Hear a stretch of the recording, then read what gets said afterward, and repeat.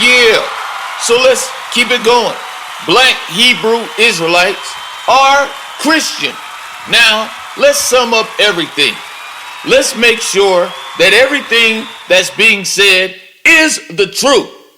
Now, we talked about the kingdom. In Matthew 21:43, it speaks of the kingdom going to another nation. Now, keep in mind, Jesus didn't say the kingdom would be going to the lost sheep. He didn't say the kingdom would be going to the new Israelites in the future. Now, Jesus used the word lost sheep. He used the word Israelite. Now, Jesus knew how to use those words. He used them in the Gospels. He didn't say the Israelites would have the kingdom. The problem with us, we can't understand and we can't just grasp that something was going to be taken from Israel. When the black man reads Matthew 21:43, it reads, "And the kingdom shall be taken from you and given to another nation," the black man automatically just believes that says the kingdom shall be given to Israel. God said the kingdom will be taken from Israel, but in their little minds, it reads to them, the kingdom shall be given to Israel. They can't understand God's law of giving and taking away. God gives and God takes away. Now, Ezra, he preached boldly that the kingdom would go to a new people. This is in 2nd Ezra, chapter 2. This is in 2nd Ezra, chapter 1. He spoke of the kingdom leaving Israel. And from him comes the famous quote, "O Jerusalem, Jerusalem, thou which slew the prophets, how often did I want to gather you, like a hen gathers her chickens, but you was not willing." Now, when Jesus said that in Matthew, he got that from Ezra. Ezra and the prophet Jesus was both on one accord. They both spoke of the kingdom leaving Israel. Now, even John the Baptist said the same thing. He said, don't think that just because you are a child of Abraham, okay, that you're going to get the kingdom. In other words, he said, God is able of these stones to raise up children unto Abraham. And this is in total agreement with the Bible when it says he hath holpen his servant Israel in remembrance of his mercy, as he spake to our fathers, to Abraham, and to his seed forever. So God had to help Israel by going back to Ishmael, okay? Abraham is not just the father of Israel. Wake up, you racist, prejudiced Christians.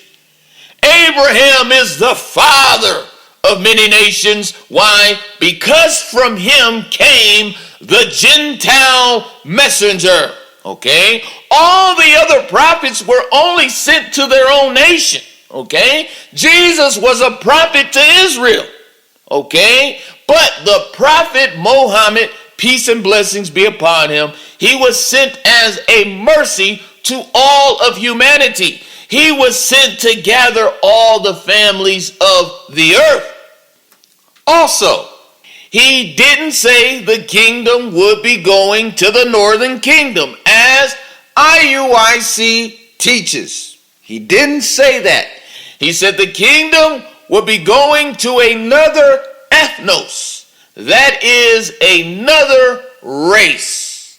So with that, we can conclude that the kingdom was taken from Israel. Now, God takes the kingdom from whoever he wishes and gives the kingdom to whoever he wishes. That's just how God does things. God is all about supplanting, just like he did with the Canaanites. He replaced them with the Israelites. But what happened? The Israelites broke the covenant. So what happened? They were uprooted from their land in 70 CE, and another nation came in their place. So it's safe to say that the kingdom was taken from Israel. Now we know that Israelite camps want to teach that that was only talking about the chief priests and the leaders, the Pharisees.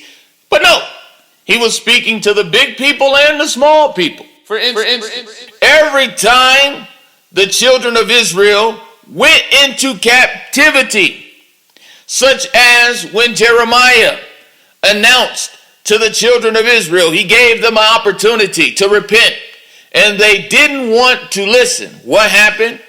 Everybody went into captivity, and the kingdom was taken from the children of Israel.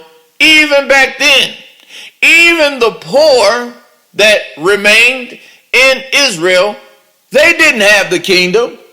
God took it from the leaders, so therefore God took it from the people as a whole. Okay, so we understand that the kingdom has been taken from Israel.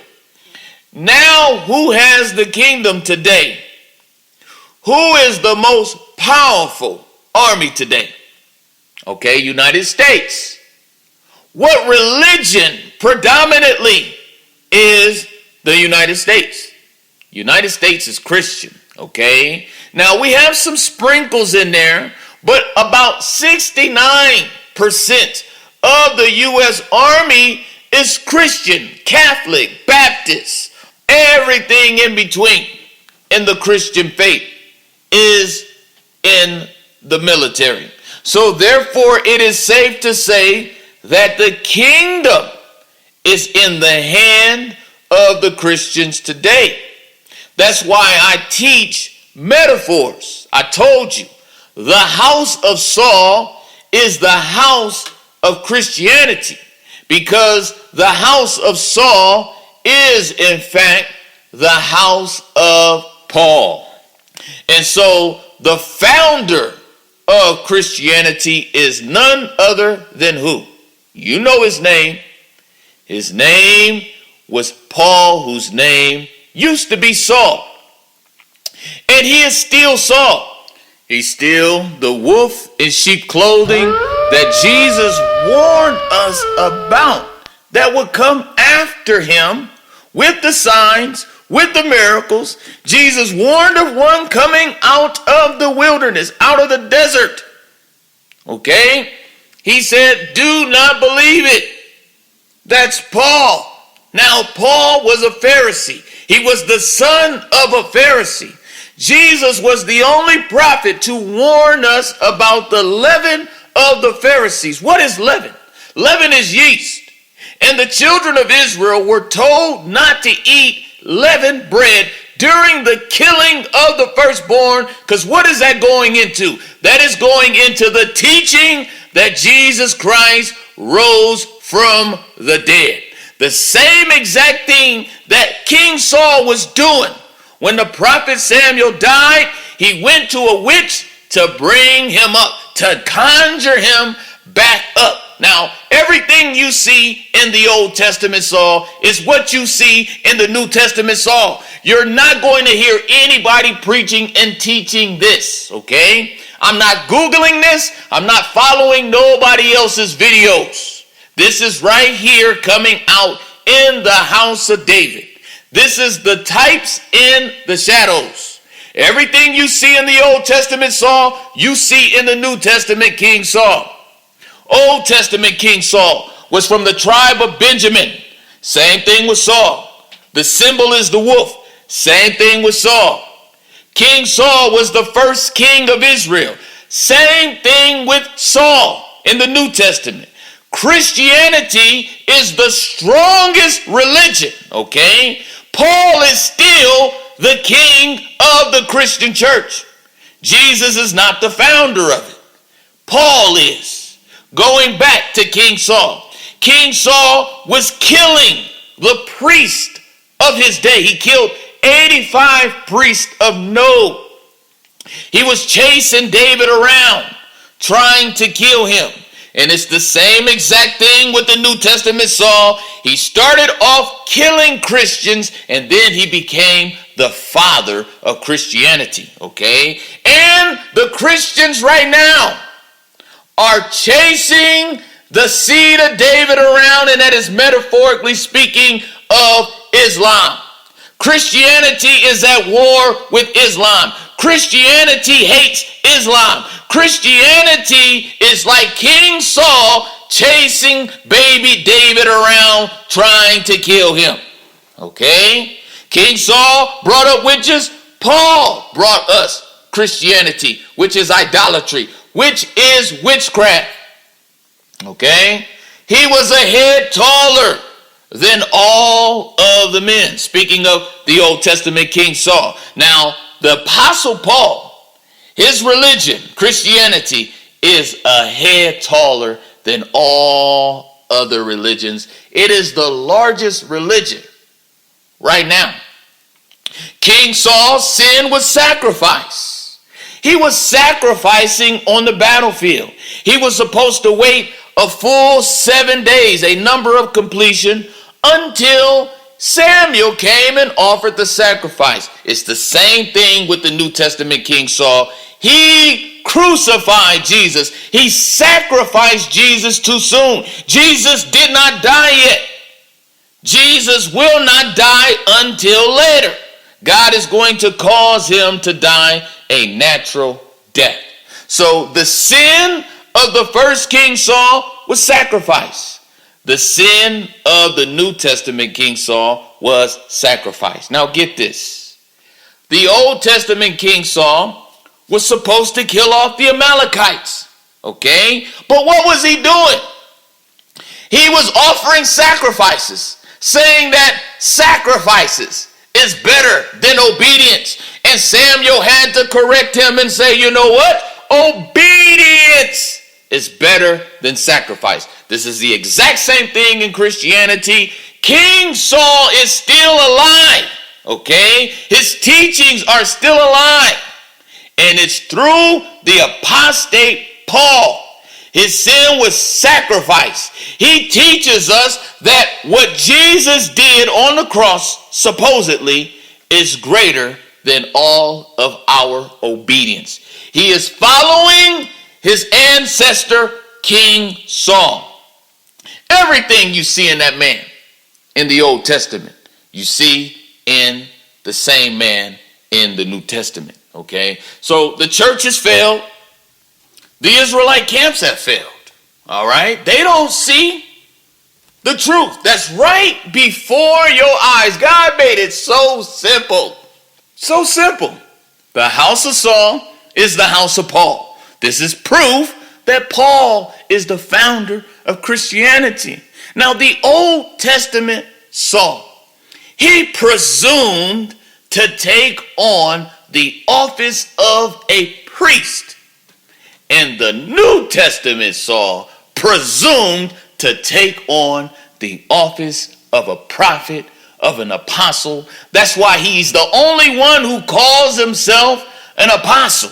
Okay? There's nothing new under the sun. The thing that have been is the thing that shall be. The Old Testament King Saul was supposed to kill off the seed of Edom, or the seed of Esau, or Esau, prophet Esau. The first Saul was supposed to kill the seed of Esau, everything. The New Testament Saul was supposed to kill off Christianity. He started off on the right track. But what happened? He converted. He converted. Just like King Saul, he started off killing witches. The Bible says, do not suffer a witch to live. Okay? He started off on the right track, killing the church. Killing the church. But then he became the father of the church, okay? He converted just like Saul.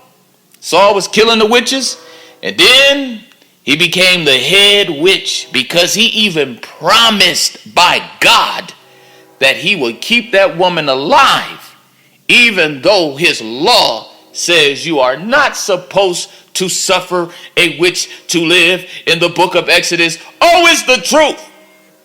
So what I'm presenting is truth. Everything I'm bringing out is truth, is factual. The Israelite camps don't have the kingdom today. The disciples did not have the kingdom. They was put out of Israel in 70 CE. If they were supposed to have the kingdom, why was they asking Jesus about it in the book of Acts? Will you restore the kingdom to us? They did not have it. Okay? The Israelites blew it. And Moses saw this. That's why he said, God is going to put a foolish nation over you. What's a foolish nation? A foolish nation is a nation of people who believe in the cross. Okay? Believing in the cross is foolishness. Okay? But there's coming a day, and we know by 2050, 2075, most definitely, Islam will be the largest religion. It's already the fastest growing religion. It's just like the hare versus the turtle. The hare or the rabbit, or get it, the rabbi, Paul, he was ahead. Christianity was ahead for a long time. Well, what happened? The turtle crept up. The green book, the Quran, crept up and took the lead. Okay? So the IUIC precepts, their breakdowns, their package sucks. You can't get complete prophecy in the Bible. The Bible's all over the place. 1 minute is talking about restoring Israel. 1 minute is talking about not having any mercy on Israel. Those are dark sentences. God only spoke plainly to Moses. So going by their northern kingdom breakdowns and Hosea chapter 1 and the Gentiles and all that, you will be lost. They don't even know what happened to the tribe of Dan. Okay? Because the prophecy was passed to the nation of Ishmael. The scepter of the prophethood went to Shiloh, and the book was sealed to the Beni Israel. You get the most truest prophecies in the Quran. For instance, people say there's no prophecy in the Quran. Well, the Quran says that Islam would prevail above all religions. And right now, we are on our way to being number one. Okay? The Quran says that the book will be preserved. The Quran is preserved. We don't have any unknown authors like the Bible.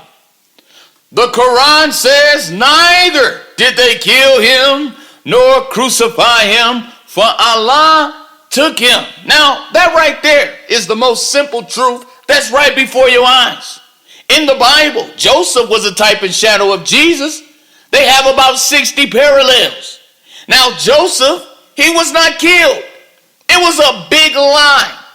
It was a lie that was hid for a long time. And then the truth came out later, and it's the same exact thing with the prophet Isa. He was not killed. It only was made to appear to them that way. But he was not killed nor crucified, for Allah took him. The Prophet Muhammad said that in the last day, people would be only dressing to show their bodies. That's true. The Quran predicted that the white man's kingdom, and I'm paraphrasing, I'm speaking of the Roman Empire, would be defeated by a man of Islam. Okay? Constantinople was defeated by Mehmet II, which is Mohammed in Turkish, and he defeated the Roman Empire. Okay? This was all prophecy. The Prophet Muhammad had predicted this years before it happened. Okay? And Mehmet II conquered Constantinople, which is history people do not want to talk about.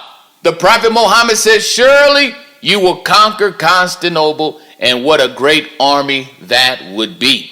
And trust me, all those attempts and failed, and he was the successful one to conquer Constantinople. So when we talk about prophecy, people don't know what prophecy is. They don't understand the truth is prophecy. You don't even get it that when you have the truth, that's real prophecy. So when a person says the Quran has no prophecy, that's because they have no spiritual understanding. Okay? And they've been cherry picking, and most people that talk bad about the Quran haven't even read it.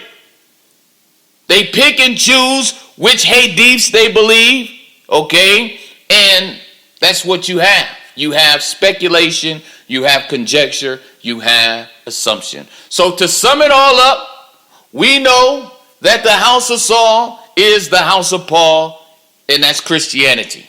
The founder of Christianity is Paul. We know that they have the kingdom today, but it's temporary. One day, the kingdom will go to the house of David, and that is Islam. Assalamu alaikum to my brothers and sisters in the real truth. What's stopping you?